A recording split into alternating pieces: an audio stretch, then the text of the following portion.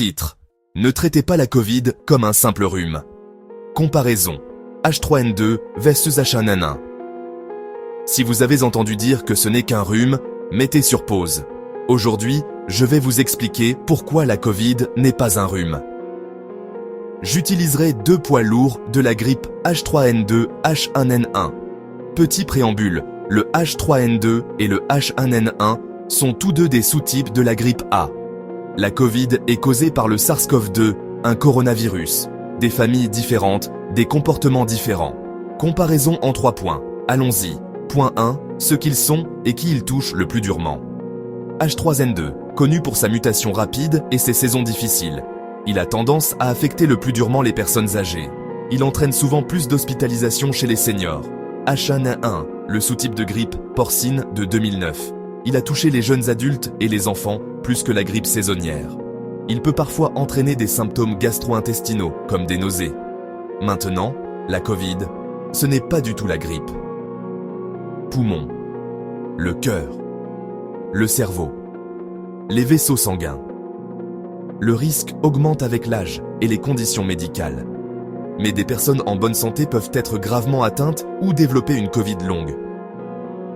Point 2. Comment il se propage et se manifeste. Le H3N2 et le H1N1 culminent généralement pendant les mois les plus froids. Ils se propagent par gouttelettes et aérosols. Les symptômes commencent souvent rapidement, dans les 1 à 3 jours après l'exposition. Fièvre, frissons, courbatures, toux. La Covid se propage également par aérosol. Son timing est plus délicat. L'incubation peut être un peu plus longue. Les gens peuvent être contagieux avant les symptômes, ou même sans symptômes évidents. Avec la grippe, vous vous sentez souvent mal rapidement. Avec la Covid, vous pourriez vous sentir bien tout en la propageant. C'est une raison majeure pour laquelle ce n'est pas juste un rhume. Point 3. Gravité, complications et protection. Les saisons de H3N2 peuvent être rudes car le virus mute beaucoup. Les vaccins contre la grippe réduisent le risque de maladies graves, hospitalisation et décès. Les antiviraux comme l'oseltamivir aident s'ils sont commencés tôt.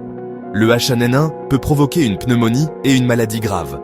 Risque élevé pendant la grossesse et pour certaines conditions de santé. Même principe, la vaccination aide, les antiviraux aident s'ils sont utilisés rapidement. La Covid élève les enjeux.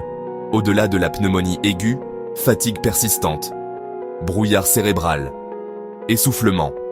Même les infections répétées peuvent augmenter le risque. Les vaccins réduisent les issues graves et peuvent diminuer les chances de complications à long terme. Des antiviraux pour la Covid existent, mais le moment de la prise est important et l'éligibilité varie. Parlez rapidement à un clinicien si vous êtes positif et à plus haut risque. Alors, que devrais-je faire quand les reniflements commencent? Ne devinez pas. Testez-vous. Les tests rapides peuvent aider pour la Covid. Les tests de grippe sont disponibles dans les cliniques. Si vous êtes malade, restez à la maison. Masquez-vous en présence d'autres personnes. Votre petit rhume pourrait être une maladie grave pour quelqu'un d'autre. Gardez vos vaccins à jour. Pour la grippe et pour la Covid, c'est votre meilleure défense contre les maladies graves. Si vous êtes à haut risque ou si vos symptômes s'aggravent, contactez rapidement un professionnel de la santé. Les antiviraux sont sensibles au temps. En résumé, le H3N2 et le H1N1 sont graves, mais nous connaissons leur mode opératoire.